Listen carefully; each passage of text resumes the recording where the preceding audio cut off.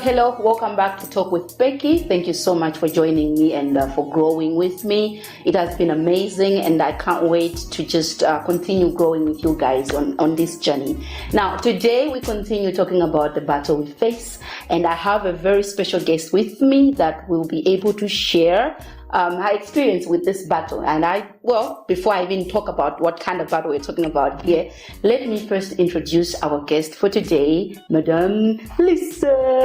Thank you so much, Becky, for having me here. No, you're welcome. You're welcome. It's I'm glad that you are here. No, I'm glad. Yeah, thank you so much. Thank you. So today we're talking about a topic, and it's one that I believe most of us need it, and in this case, I think I want to say a girl child. Because there's an element where when we are talking about a father, it's a little bit different. It portrays different in a girl's child. So before we get there, I would like for you to tell us a little bit about yourself. So Lisa is a child of God. She loves people. She loves God. She's passionate about writing. I'm an author of 5 books so far. Nice. And I'm a graduate from the University of Zambia. Also, I own a charitable organization called Agape Love Foundation for the Fatherless, which is actually relates to the topic that we should be talking today. So apparently for me, Lisa, in a nutshell, she's a lover of God, lover of herself, lover of people. Oh, that's nice. I mean, love yourself as well. Others. Because there's no way I can love if I don't love myself. Yeah, no, that's true. Yeah. That is true. No, thank you so much for joining us, or for joining me here in the studio. Yes, it's us. Yes. So we're talking about the battles we face. And when I thought about this topic, I was like, I want Lisa to be here. And what can we talk about? And I was like, okay, let's talk about our journey, as a young woman, how it has been like, growing up with the father. How did it start? Or how were your first memories of knowing that, okay, my dad is not around, and what was that like? Okay. So I'll tell you what, when I was growing up, I had a dad, my adopted dad, but I didn't know then that it was not my dad. He was such a good man, like you wouldn't tell, until when my mom passed on when I was 5, and then dad, my mom's relatives, which is my mom's, I call them moms and dads, they wanted to get me from my adopted dad, Mr. Sakala, and then it was like, no, this is my child, I'm gonna raise her. So I didn't know what was going on even after my mom passed on, until 7 years later, when dad was about to remarry, and then they were like, no, right now it will be more like a child living between 2 strangers and another thing, we don't know the woman you're bringing in, so in case she gets to know, maybe there will be issues there. So that's how they had now. They got me, like my mom's older sister who's raised me, and my dad, her husband. So when I started living in their house, in my mind, I was thinking I went for a holiday, actually. Then I saw they enrolled me in school in grade 7, and they just told me I'm supposed to just write my grade 7 and all of that. They didn't tell me the truth. So now when we're almost done with my grade 7, and then I'm going back to my dad, because I missed my dad, I missed my siblings, I missed my friends. To tell you the truth, even if I was missing where I was coming from, things were rough for dad. It was just so rough. A time when dad didn't have a job, food was not easy. There were times we would go to sleep without food. But I missed the fellowship. Dad loved God. Dad like instilled values of our Christian values are because of him. So I missed all of that. So anyway, to cut the story short, so I'm crying to my guardian parents. I'm like, I want to go back to Dad. Then they said no. Then I'm like, why are you saying no? Then my guardian dad was like, should we tell her the truth? In my mind, when he said that, I was just thinking, my dad has died. Because that's the only truth I thought. That's how much I loved the man. And they sat me down and they told me, no, we don't know your dad. Your dad actually rejected you, like when your mother fell pregnant, she was in college and all, and we haven't heard anything about him except like earlier on the parents went and paid damage fee, and that was all they heard from them. No responsibility whatsoever. So now trying to accept that truth, it was so hard. I can imagine. It was so hard. I never really accepted the truth that I was presented with, because I would think about my dad, Mr. Sakala, and I'm just like, my dad, that's my dad. Like literally, I would think how he loved me and all of that.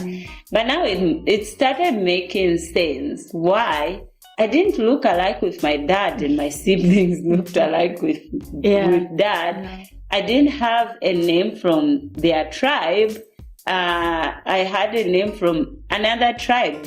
All of them had names from Daddy's tribe and all. So it started to make sense to say, that man is not like really your biological dad. But in spite of all of that, for me, I just kept on believing. I was living in denial, Becky. Like literally, I was living in denial until a time came. I think I only accepted that truth when I was in uni. Wow. Like literally. Wow. That's when I really accepted it, to say, Dad is not my dad. Hey, wow. I need to live with this truth. And I remember trying to go to say, why would you allow a man to bring me into this world and then reject me? Then one day I was reading the Bible and then found myself on Jeremiah 5, Jeremiah 1 verse 5, which says, before I formed you in your mother's womb, I knew you and I set you apart.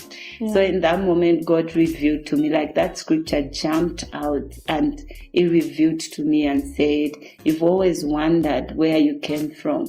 You come from me. Your dad and your mom just played a part in bringing you into this world. Before they met, I knew you're coming. And that was really like literally my turning point, but it wasn't easy living with that truth. I can imagine. Say you are rejected by your own dad. I'm like, you're seeing your friends' dad that driving cars, bringing them to school and all of that. Then you are thinking about your own dad, like doesn't want to do anything with you. So it wasn't easy. Of course, I have father figures in my life, like my dad, my mom's older sister's husband, that was my dad, who raised me with her. Of course, even now, like I laugh of how many people I call dad, because God was like, in as much as you feel like this one doesn't want you, I have so many that can play that role. Yeah, I know. It's for you to accept at uni. It's I can imagine. I can imagine how hard it was, because like you said, if someone really present themselves as a father, and that's the only truth that you know, I can imagine how hard it was. Now, university, this is when you are dealing with this situation. Exactly. That okay, that one is not my father. Did you at some point try to reach out to your father or find out where he is, like what we would call, quote unquote, biological father? So I'll tell you what. So after accepting that, I started researching with the information that I was told, to say your dad comes from this place and all of that. And the name, they told me a name, apparently. So those were the times Facebook started and all of that. And then I started researching on Facebook, just putting names and all of that. And then there's this man that appeared for some reason. And funny thing, we started talking, not like he appeared to know not like we started talking about me looking for my dad and all of that. Like for me, like because of the surname that I was given, every person that I saw with that surname, you wondered. Yes, I thought that could be the one of my relatives or anything like that. So what happened was, for that man, I remember one time just having a conversation with him in the inbox. And funny thing, I've never shared this with anyone. And then I remember asking him, where do you come from? And all of that. Then was like, oh, actually, I was raised in this place in Kasama, and or the place where I was told your grandmother and grandfather lived there and all of that. Then I'm like, hey, there's a possibility you could be my dad, because I don't know my dad. Then he was like, yeah, maybe I'm your dad. Like he was joking like that. But later on, I realized, no, it can't be him. Until later on, one of my cousins, my big cousins, I met him like here in Lusaka for the very first time. And for some reason, we found ourselves talking about my dad. Then was like, you haven't been told who your dad is. And all of that. Then was like, no, that name that you are saying is not the name. The name is this. And funny thing, that name is prominent in Kasama, where I come from. It's a prominent name. And actually it makes sense. Even the place where they say my grandmother from that side. I wanted to pursue it then, but I was just like, I wasn't ready. Yeah. In that moment, I realized I'm not ready to face the truth and all of that. And I remember just telling him, it was like, we can even call my dad, like his dad is still alive and all. So I remember just saying, you know what, just hold on. I'm not ready. But later on, I go back to him. He says, no, I was just thinking and all. I'm like, maybe, I don't know why you are saying that, but yeah, anyway, to answer your question, yes, I tried to research. And did you, so up to now you haven't? I have no idea. I've never met him. I don't know his family members. But my cousin is correct. Then, funny thing, there's a property they own in Kasam. Every time I would walk down that place, you know, I think we're spiritual beings. You can sense a connection to a place, and I could sense a connection to that place. And funny thing, the name that I was given, they are the owners of that place and all of that. So anyway, I've just left it where it is. I'm sure one day. One day you maybe have, I don't know if it might make a way for me to get to meet who my dad is, if he's still alive. Something tells me he's still alive. Now, with that knowledge, not really wondering like, should I pursue this or not? And you are, again, a young woman. How did that affect you as a person? As like loving yourself, accepting love, all these things, identity. As ladies, there's always an identity crisis. I know. To tell you the truth, Becky, it just like where it affects, how a father is supposed to be a provider, a protector, a leader, a head in the home. So if that person is nowhere to be seen or to be found, it just kills you for some reason. It has affected me in a lot of ways, especially when growing up. I didn't know why I actually didn't like boys. Like we can play with boys, but the moment they make advances with me, off you go and all. And I never even liked relationships. My friends would have boyfriends and all of that. The first time I was having a boyfriend, I was way too old, like, for boyfriends. But even when I went to uni, now it made sense why my relationships with guys couldn't work, because I had father issues. And I was looking for a father in a man instead of looking for a man in a man. So it affected how I perceived men, how they should love me, how they should protect me. I had trust issues because, like, literally, if your own father rejected you, what more someone who is not your relation? They can do anything to you and all of that. So it affected me. It affected my identity. But when God told me I come from Him, I no longer think about, so I'm Lisa who and all of that. I love calling myself, I'm Lisa Jesus. That's why I'm a God's girl, because God is my father. These men are just a representation of who God is in my life. If they can't fulfill it, it's still there. Oh, wow. I can imagine, because I didn't necessarily, the first years of my life, I was in the village with my father and my mother. Now, my father is a very strong-willed human being, right? He's Zulu, Ngoni, okay? Come on. So you may not really have like that, interaction with your father, but just that knowing that dad is there. It's that sense of like security, that sense of like, okay, protection. Dad is here. And I can imagine you having that moment where the first maybe 5 years of your life you had that. Then now later on things change. Like, okay, so what am I supposed to believe? Exactly. Who is who? Exactly. And now why didn't he? Like me, so many questions, many questions.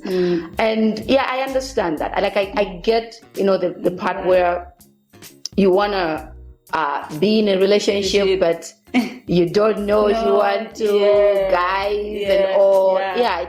It's been a journey. I can imagine how tricky and hectic it has been for you, but I'm glad that you found God, you know, and I would like for you to share that part, like how has God been a father, and how has that changed your identity with how you see yourself and how you see God and even people in general, especially men. I love God. Is a master plan. I planned all of this, and Him being a father to me, I always think about of how even I was taken to Dad Sakala's house, because when my mom completed college, she got married to Mr. Sakala, but I was still in the village.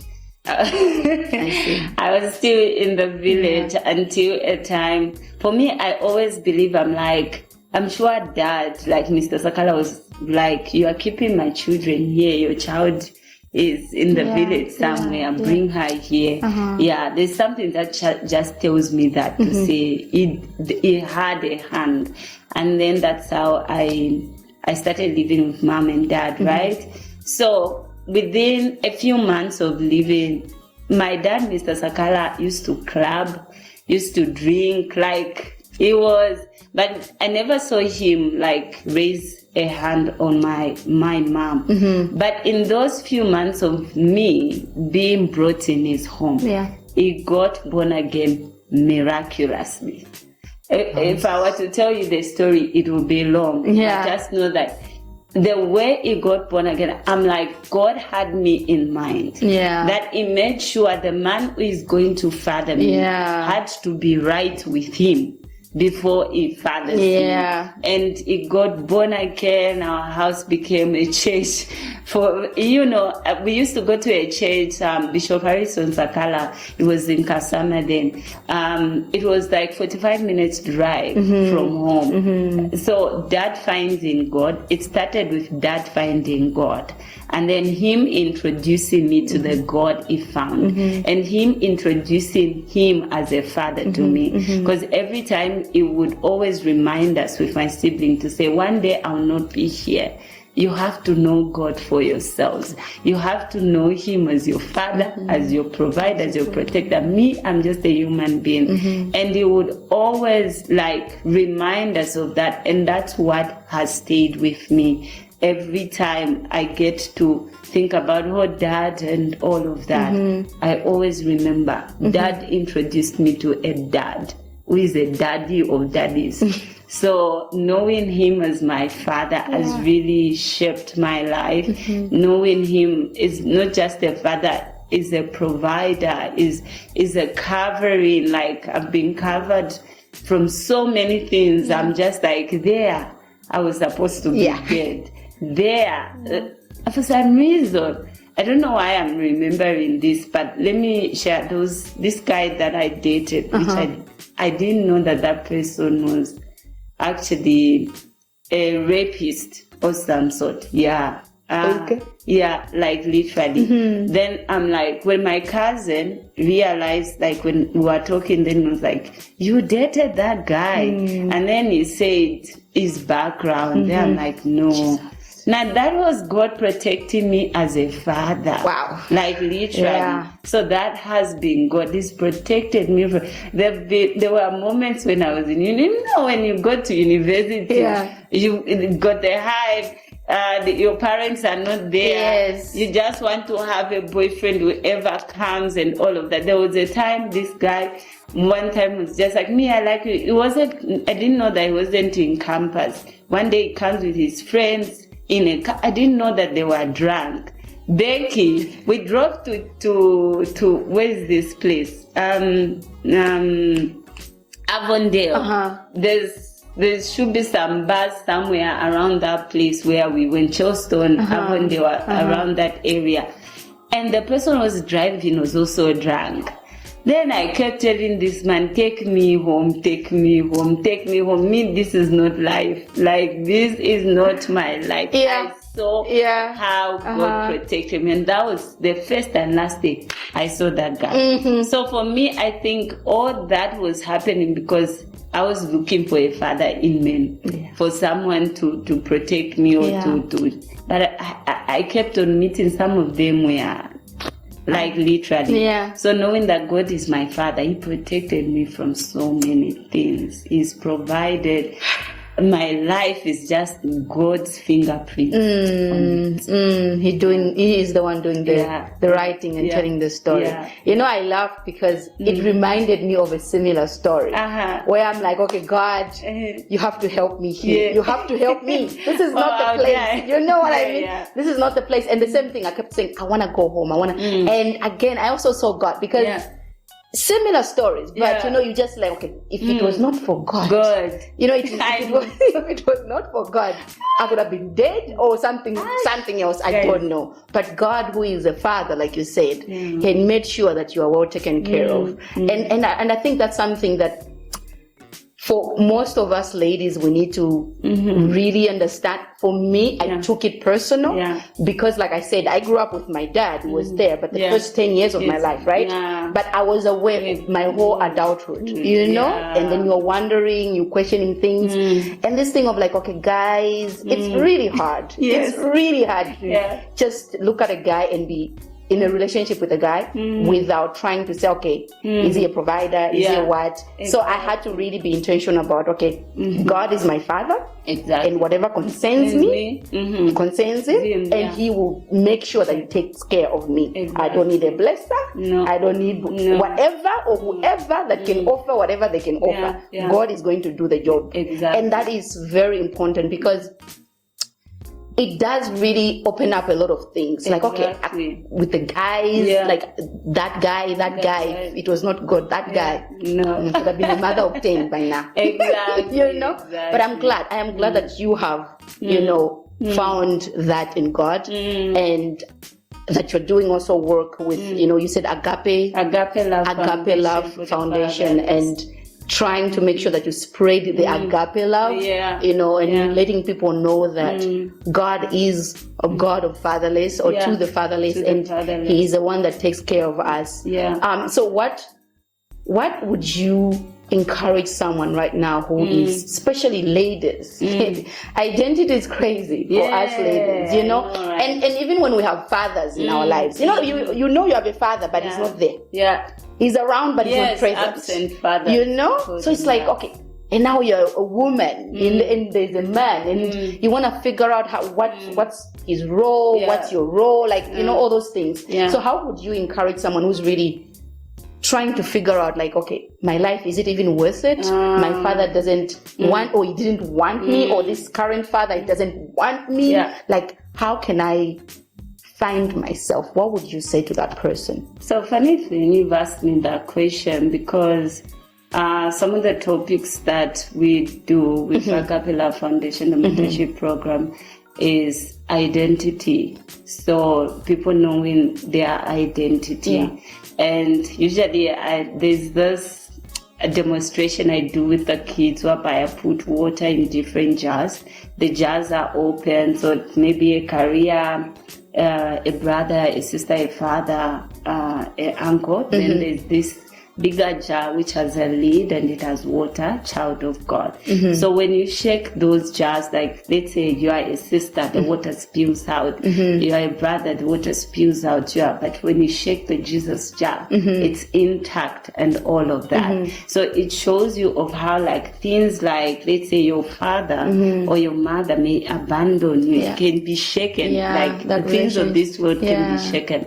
But God can never be shaken. And you being a child of God, the things that we do are not the things that define us. The family is where we come from, and not the families that define who we are. We are God's children before we are anything in this society.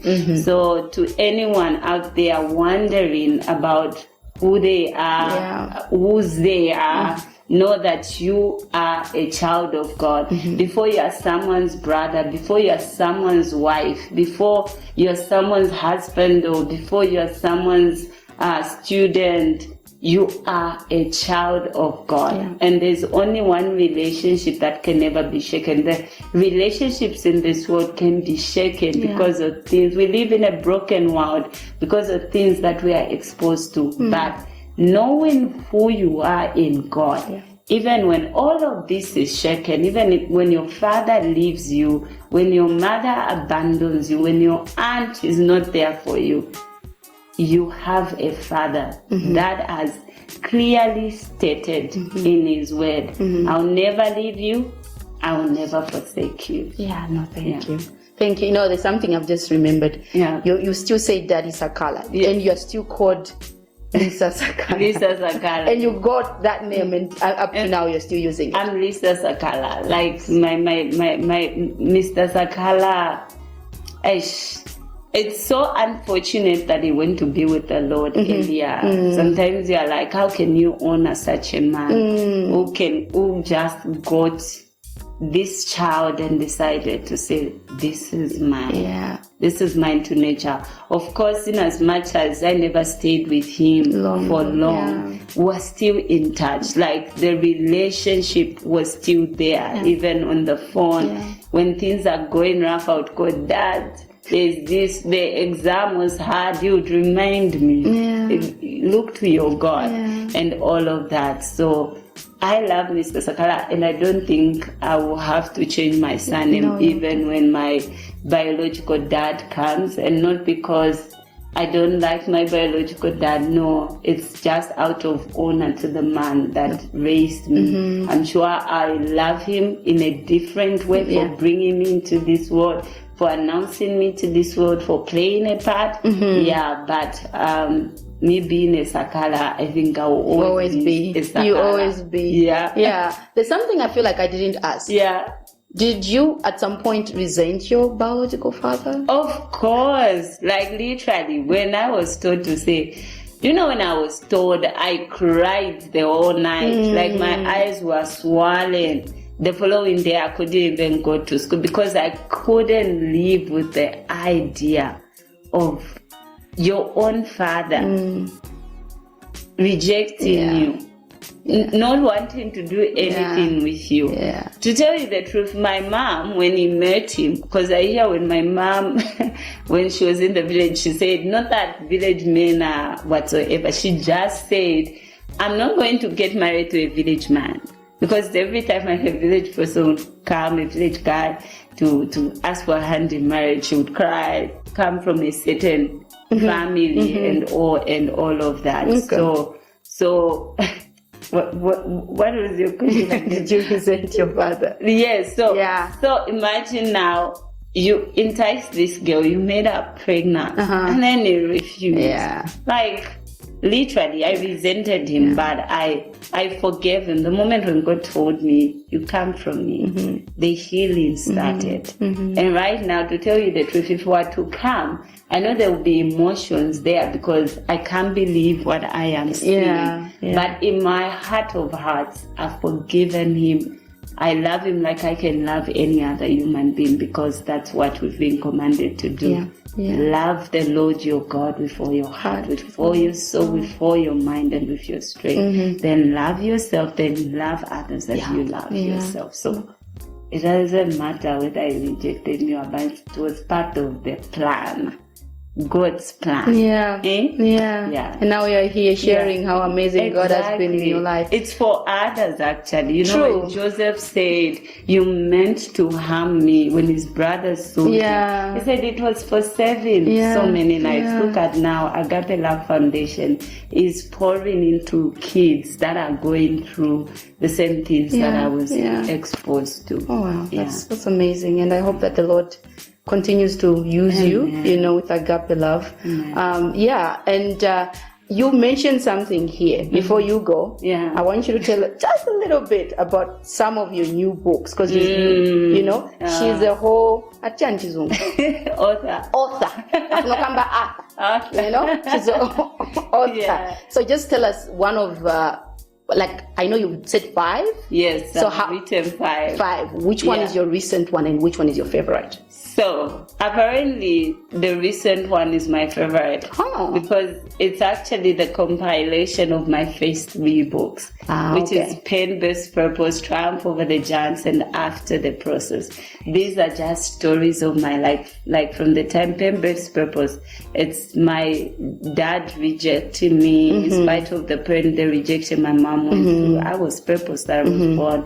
Triumph Over the Giants. It's a dream that dad had that one of his children was going to go to University of Zambia, and he kept his gown, and it all happened. It's me who wasn't his biological child, but then after the processes, after uni, and where I am today, how God has worked with me. So my story is for His glory, the evidence of God's fingerprints on my life. All you see is God. Wow. Yeah. And that's the title? Yes, that's the title. My story is for His glory. Oh, wow. Yeah. Wow. I think there might be people that might want to read that book. Yeah. I'll be able to share your number on the screen or, whenever I post this episode. Thank you so much, Lisa. So much. Thank you. This has been amazing. Thank you. I think we'll call you again when we're talking about Agape Love Foundation. Yeah. I think we might work together in the near future. But for now, thank you for being an inspiration, and thank you for allowing God to use you, to be able to speak to people who are going through things and not really dwelling in the past, but making sure that the Lord is the one that leads you. I don't know why I'm saying this, but I'm just telling you that the Lord will continue to use you and He will continue to show you that His plans for your life are the best. All right, guys. Got a little bit emotional, but thank you so much for joining me. I had Lisa here to share, Becky.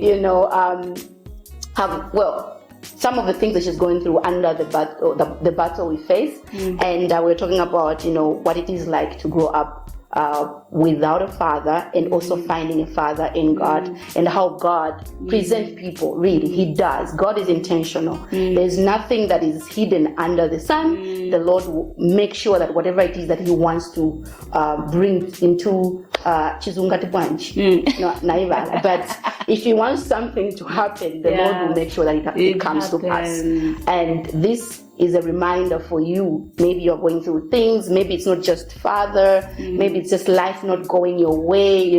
Maybe business, life, relationship, whatever it is. I hope and believe that you remember to run to God, because He is both a Father, but He's also one that gives wisdom, He's the one that gives counsel, He's the one that loves you, and you run to Him and find help in Him, because He's the only one that helps. At least for me, I've known that He's the only one that helps, and He's the only one that loves us unconditionally. Okay, this has been Talk with Becky. Thank you so much for joining me, Lisa. Thank you so much for having me. You're doing amazing. Thank you. Thank you. I see the Lord do wonders in your life. Thank you. All right, until next time, please don't forget to subscribe to my YouTube channel. Follow me on all my other social media platforms. Until next time, it's been amazing. Bye.